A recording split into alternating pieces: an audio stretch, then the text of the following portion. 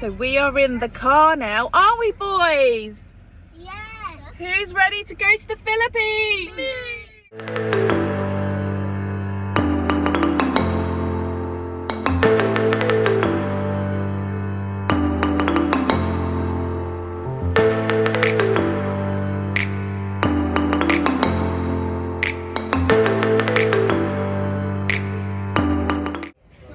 Hello guys, I just recorded a video but I didn't actually press record, so here I am again. I just thought I'd catch you guys up on where we're up to. So we are now at Heathrow in Terminal 4, and I think from now on I'm going to choose to fly from this airport because it's so quiet. There wasn't any queues at all, even to check in. There wasn't a queue. We literally just walked up and it was time to check in.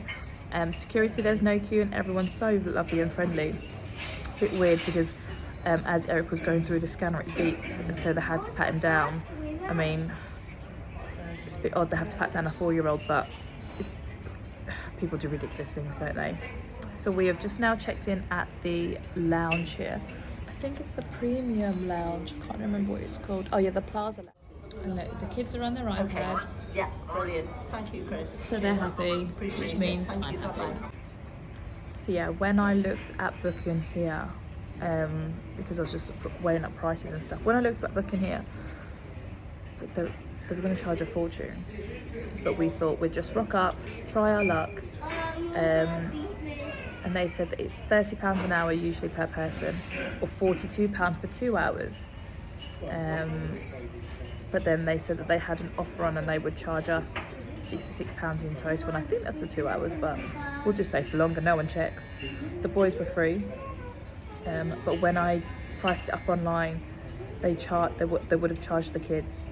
I think it would have cost like £150 altogether for the 4 of us, whereas we've just turned up and they've just charged us £66 for 2 hours, but we're going to be on for longer. So I've actually got like a co-op shopping bag. I've just been to WH Smith. We've just got sweets, and I'm just going to put loads of snacks in there for the kids because they're just always hungry, aren't they, at this age? So yeah, top tip, if you're going to book a lounge, don't pre-book it, just turn up, because it would have worked out really expensive if I had pre-booked it. But it's not been that bad just turning up. We just pretended the kids were innocent when they ain't. We actually left at 10 to 7. So the plan was to leave at like 6:30. When I was checking the travel time, it said that it'd take 3.5 hours to get here. But my sister, she got stuck in loads of traffic. So it made me really worried. So she flew on Monday, and we're flying Thursday, the 9th. So yeah, we left a little bit earlier because I said we'll leave at 7:30. There won't be any traffic. But then because she was stuck, I said we'll leave an hour early. We'll leave at 6:30. Left at 10 to 7. No traffic at all. Took us 3.5 hours. Nice drive down as well. We stopped off 45 minutes out for the boys to go for a wee, just because I didn't want them to get here and be like bursting, do you know what I mean? But it's a really nice airport. It's really quiet, and I'm just going to go grab some food now. I forgot to add too, but I don't want to say it out loud. There's a play area. I don't want to say it out loud in case kids hear. But I just wanted to add that, yeah, there's a play area. Terminal 4, but we chose the lounge. The lounge rooms, and I've got a gin and tonic.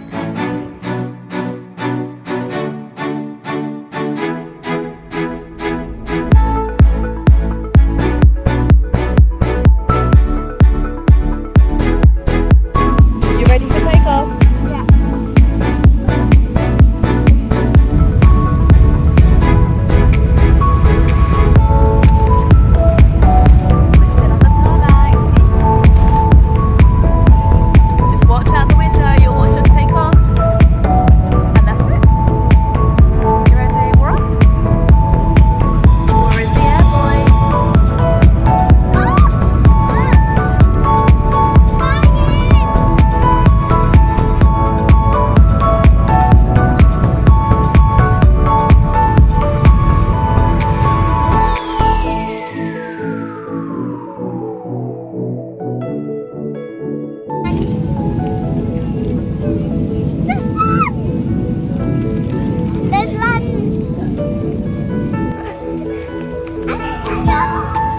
happy with the QR code?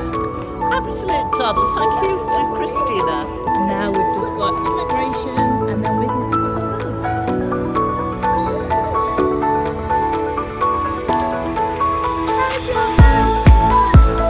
Just landed. 31-degree heat. Can't complain. Okay, so when you land at Manila, upstairs is where the taxis are. Or we've gone downstairs because my cousin's coming to pick us up. And the pickup area is split into different bay numbers, bay 2, 3, 4, 5 and 6. That way it's just an easy way where you can arrange for someone to collect you which bay you're standing in. It's actually really, really quiet. I'm used to this place being so much busier, but it's pretty quiet today. Duty free's down here. There's foreign exchange as well. And over in the area we have just got a SIM card, so I've got unlimited data, local calls, can't remember what else there is, but for 1,500 peso, which is pretty good. The kids are just running around and they keep complaining about how hot how hot they are, but they're just going to have to get used to it. Exchange rate in here is 64 peso to £1. When we changed money up in the UK, boys, when we changed money up in the UK, it was the exchange rate wasn't so great. I think it was 58, so it's worth. We only changed up £200 each, just so we've got money for the airport. But yeah, there's no point in changing any money up before you come because you get a better exchange rate once you're here.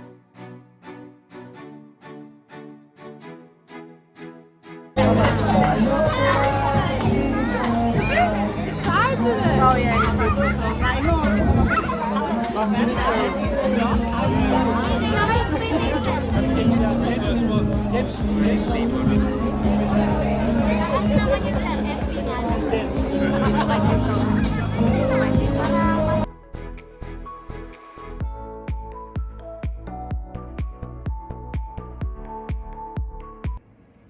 Hi, so I just thought I would update everyone on how our travel here has been. So we are now in Manila. It's like 10:47. I can't sleep, so I just thought I'd update everyone on our travels because I haven't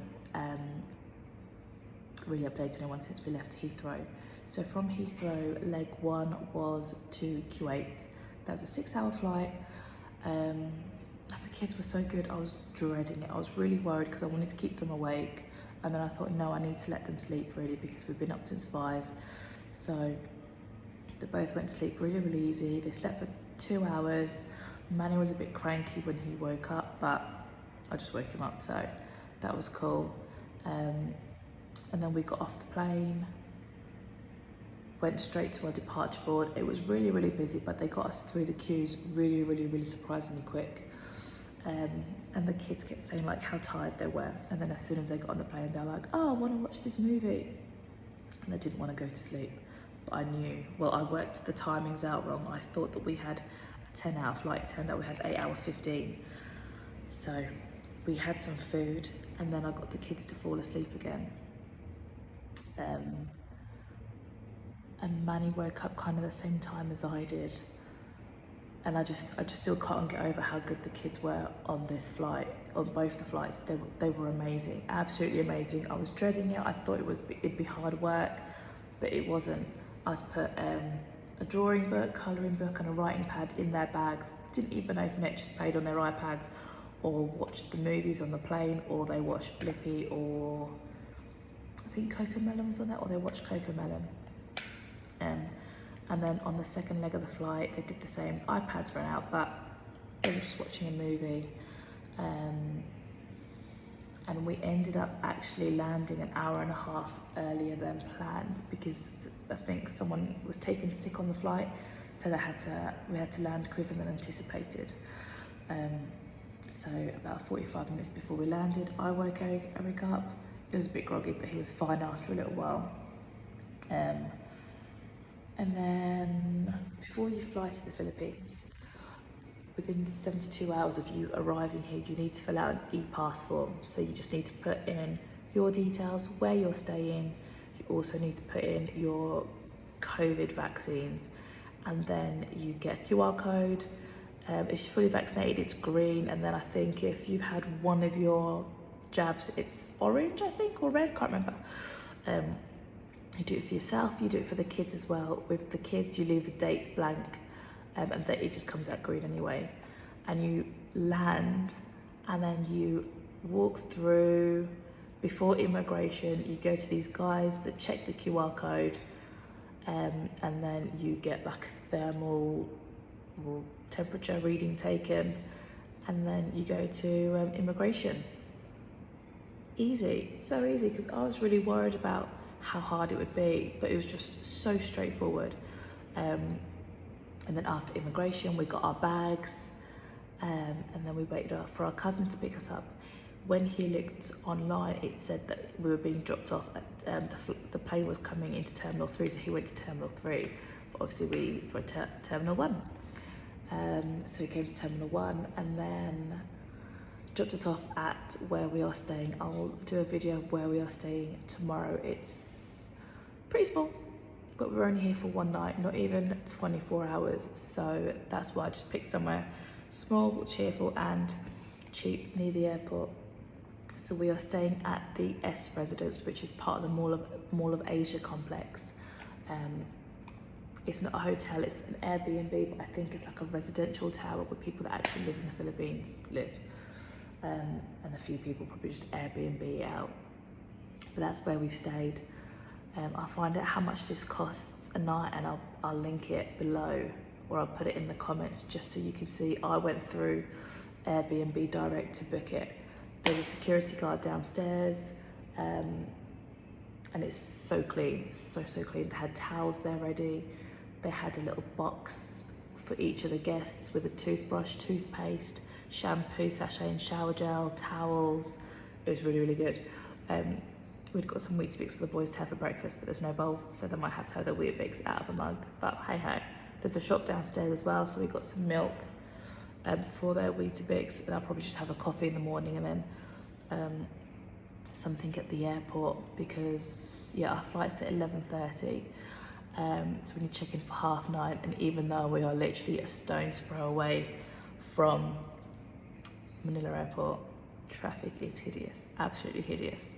But tonight was really nice because my cousin picked us up, so we saw him, and then we met up with my sister and some of my other cousins, and we had some food and drinks at Pad's Bar on Manila Bay next to the fairground, which was really nice, and the boys were playing with their cousins, which was really nice to see.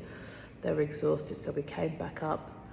But that is all we have done day one. We've just got here. Tomorrow is where the fun begins, because that is where we travel to 𝐏𝐻𝐻. And I think tomorrow afternoon we're just gonna have a chill out, because I've done quite a lot of traveling. But yeah, I'm so excited to be here. It's like 31 degrees. It's scorching hot, but I love it. I absolutely love it, and the boys love it too. Yeah, any questions, pop it in the comments, and I'll try and put as much information as I can about places we've stayed as well. And what I will do is, when I see my sister in a couple of days in 𝐏𝐻𝐻, I'll get her to do a video of how they got here and how it was for them, just so everyone knows. I think I was really lucky with it being so easy, so straightforward, so easy, and it's so doable as well,